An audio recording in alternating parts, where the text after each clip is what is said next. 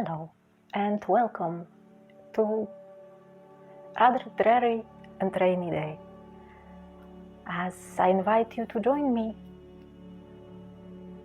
speaking very slowly because I'm trying to be relaxing and not cause myself and others any more anxiety than being in the public eye ever actually causes. So I invite you to join me as I read Herbalist's Primer to you, because maybe you haven't read it yet. Honestly, there are people in this household who haven't read it yet.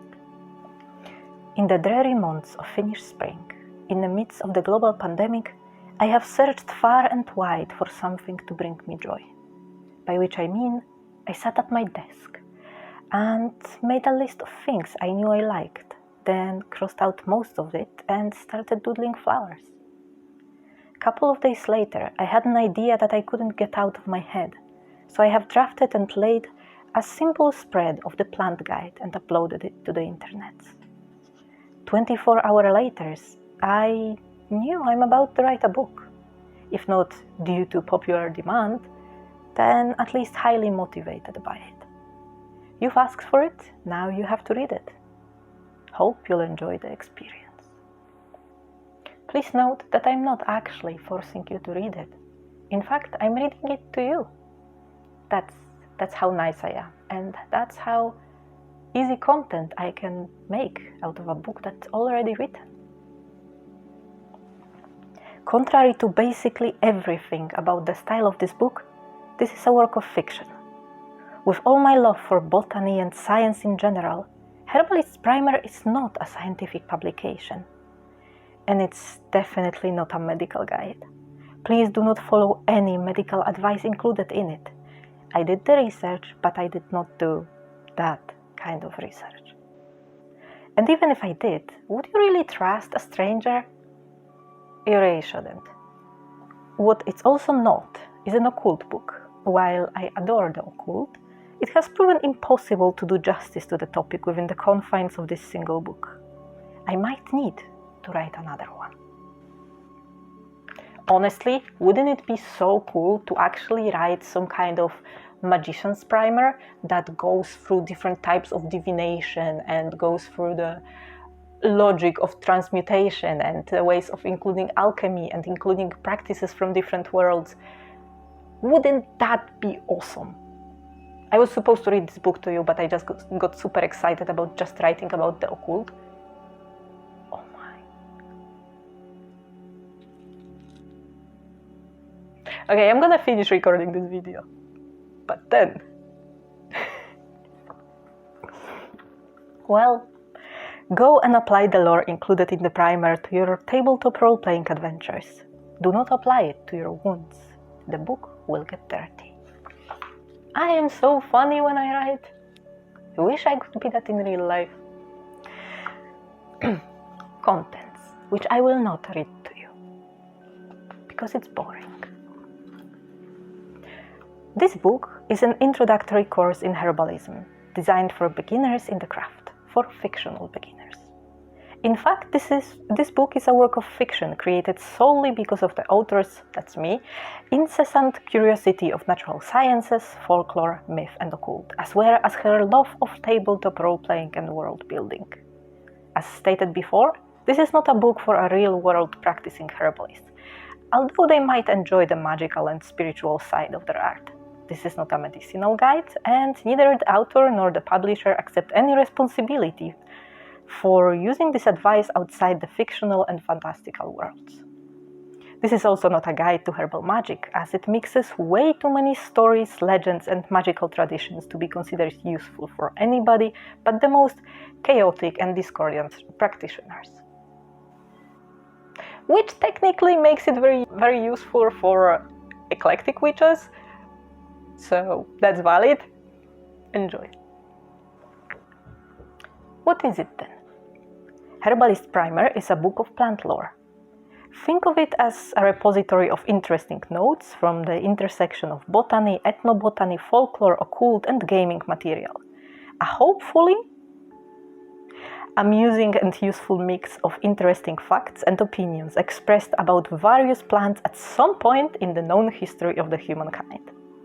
While written as a guide for beginner herbalists, healers, alchemists and magicians, it is a work of whimsy compiled by a librarian cursed or blessed with a penchant for fanciful and overblown research, and for run-on sentences. This is a labor of love and pursued interest, growing out of the seeds sown by all the gardeners, herbalists, botanists, pharmacists, tincture makers, storytellers, librarians, and witches, surprisingly common in the author's genealogical tree. I can write better than I speak. Following in their footsteps, the author has the immense pleasure of presenting this book, hopefully first in the series of primers, mixing natural sciences with the occult and role-playing games. I can't believe you guys are into it. I mean, I'm into it, but I never expected y'all. Within the fiction of this book, an unnamed organization advises a beginner herbalist on how to start a career in the field. Pun, like all the others, fully intended. It does not assume that you, as either the reader or the student, possess any prior knowledge of botany, medicine, or magic. Neither does it aim to teach anything but the basics. For those interested in the topic outside of pure entertainment, the author highly advises further learning, structured or unstructured, my favorite, as well as field experience or an apprenticeship to an established herbalist. For all intents and purposes, this book uses the ethnobotanical definition of herb. Or herb, as Americans keep saying, and I cannot, I don't know why, but every time somebody talks to me about this book being Herbalist's Primer, I just have this pang of pain. I don't know. I don't speak British English. I don't even speak American English. I speak English, and I don't know how it's supposed to be. Well, a definition of herb. That is a plant or plant-based substance used for its medicinal, culinary, magical, or properties. I think I have a typo. Including its religious, cultural, or symbolic uses. This approach allowed the author to call both a dandelion and myrrh a herb, only differentiating between the spices, herbs, incenses, resins, etc. when pertinent to the subject at hand. Not often. Book contents. Acknowledgements. I mean, I love the people who helped me make this book, but I'm not gonna read that to you. Lore primer. Skip. If you're interested, this book includes the introduction to botany and other aspects of biology, such as plant habits and different types of roots and stems and leaves, and also basics of herbalism and basics of plant magic, but I'm going to skip most of it. They are very useful, but they're not particularly engaging. Well, let's talk about herbal magic. Unlike botany or herbalism, magic is not easily defined. The opinions on what is supernatural and what is simply yet unexplained, well, they vary between cultures, generations, and even magical traditions. For the purposes of this book, we will content ourselves with describing herbal magic and the science and art of using properties of plants that cannot be explained through botany and phytochemistry, which means the chemistry of plants. The lore of herbal magic is not easily proven, and it was rarely written down. Instead, it is often passed orally from an experienced practitioner to a beginner one, who has only started undertaking the craft. Outside of this teacher-apprentice relationship, herbal magic is discussed by myths, legends, traditions, folk stories, and songs. Lately, we see an upsurge in magical practitioners, ethnographers, and historians, all coming together to document the past and the current state of the art, of which this book is an example. Speaking of the teacher-apprentice relationship, I come from a really small village, and when I was growing up, so late 90s, early 2000s, there was a witch in my village. And everybody knew who's the witch in the village because it's a Polish village, so everybody knows everything. And also, witchcraft is,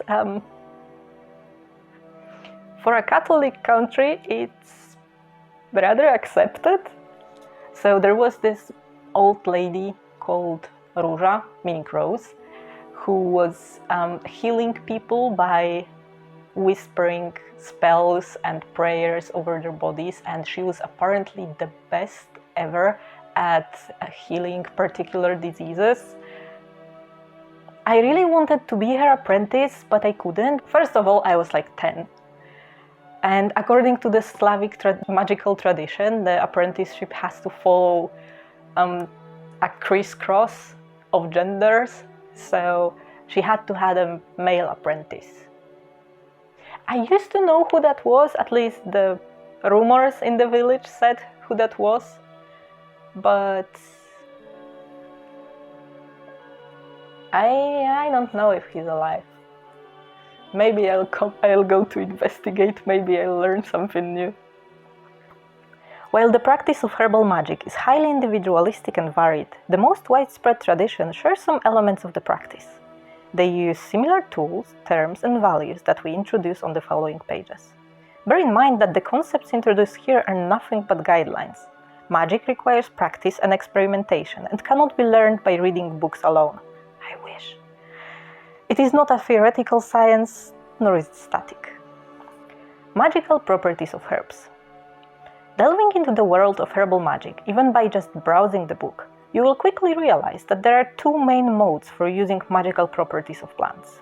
The first is intrinsic.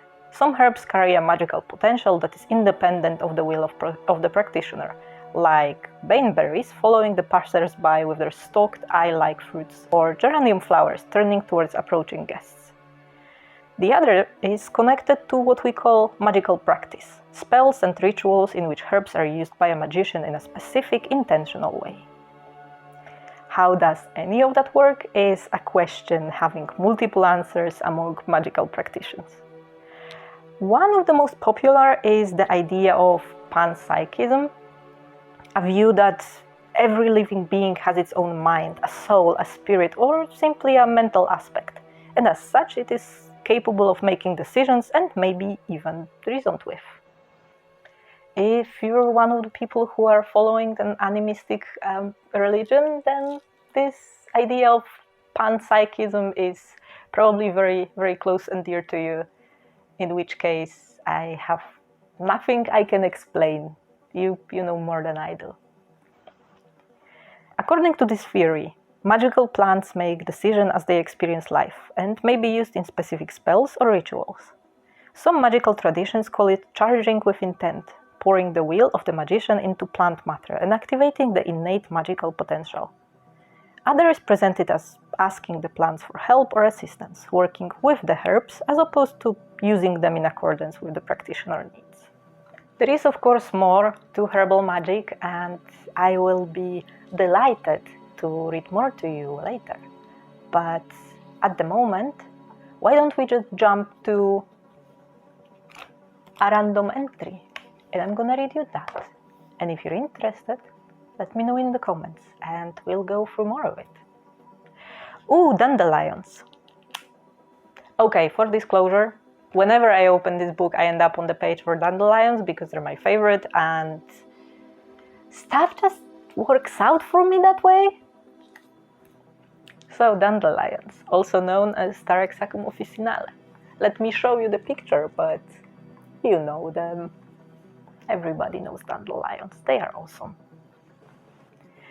A popular weed, and by weed, we usually just mean the plant in the wrong place, because there is nothing weed-like and useless about dandelions. They are awesome.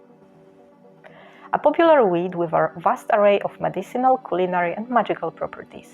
It helps liver and kidneys, makes a great salad, aids divination, and grants wishes. Dandelions grow fluffy, multi-petaled flowers on hollow, smooth, light stalks with a pink tint. Basal leaves are large, oblong, and with definite tooth and lobes. The plant contains sticky white latex, staining skin with orange and yellow when dry. Flower heads turn into silvery puff balls full of tufted fruit that quickly get carried away by the wind. The fleshy taproot reaches 15 to 45 centimeters underground. Faint sweet scent of the flowers betrays their delicately sweet flavor. The leaves grow bitter with age. Dandelions are often treated as persistent, annoying weeds, but their multiple benefits outweigh the perceived harm to a cultivated lawn. Cultivated lawns are the scourge of humanity. Dandelions grow in most environments in the temperate climate. They have low soil, water, and nutrition requirements. They rejuvenate damaged and compacted soil, propagate themselves easily and freely by seeds and roots, and are almost impossible to remove once present. If you want to forage one, just pull out the whole plant, or if you want to leave the roots regrow, just cut the plant a little below the ground level to keep the leaves attached. You can use it fresh or air-dried. Dandelion flowers keep their color when dried. They are all edible, usually enjoyed as greens in the salad or as beer or wine ingredient. Leaves and flower petals have a slightly bitter, peppery taste. In cultivating for culinary use, keep the plants in the relative darkness. Leaves that grow covered, with just a few holes to let some sunlight in, have a milder, sweeter taste. 2-year-old roots, when harvested in autumn, dried and roasted, make a good coffee substitute. Dandelions are high in calcium, potassium, and vitamin A. My favorite use for dandelions is actually to make them into a syrup. You may have seen me already tweet and put some TikToks about it. You just collect the flower heads and then wash them and mix them up with water and sugar and then boil them and mash them and put them in a stew.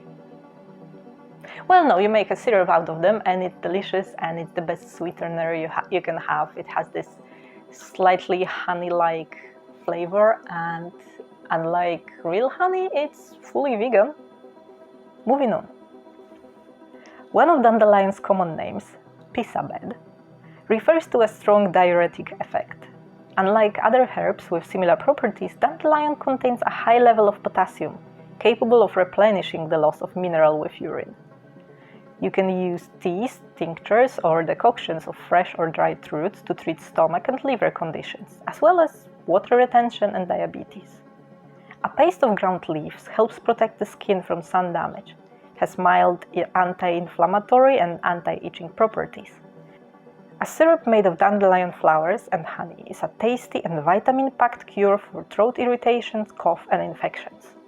My mom used to make it when I was a kid, and it was delicious. It's the best part of being sick when you're a kid. Dandelion is best known for its use in divination magic. The syrup strengthens the psychic powers and assists in summoning spirits. When the seeds are mature, think of a wish and blow the seeds of the head to send your wish far and wide. A similar spell can be used to send psychic messages to a loved one.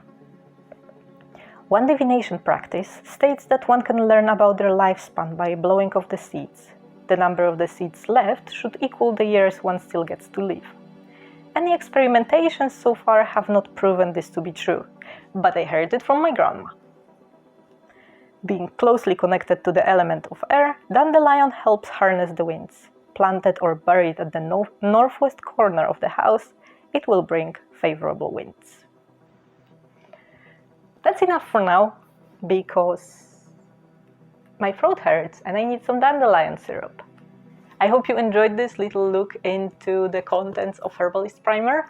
If there is anything else you would like me to read to you about, I have about 330 more pages, so just let me know. What is your favorite magical plant? Maybe I wrote about it already and I will be more than happy to tell you stuff about it. And if I haven't, I'll be more than happy to learn. I love this stuff.